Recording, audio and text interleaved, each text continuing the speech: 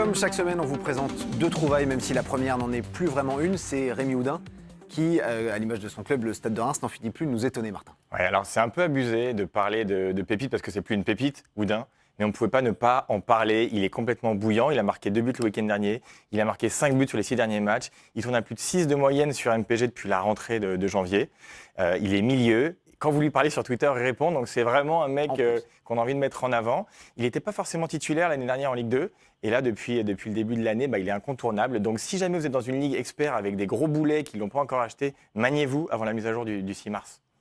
L'autre pépite est monégasque. Alors, on ne va pas vous parler chaque semaine de Gelson Martins, même si ce n'est pas l'envie qui manque, parce qu'en 4 matchs de Ligue 1, il a marqué 3 buts et fait une passe décisive. Non, l'autre monégasque dont on va vous parler aujourd'hui, c'est Adrien Silva. Il y a 3 raisons qui font que c'est un joueur vraiment intéressant.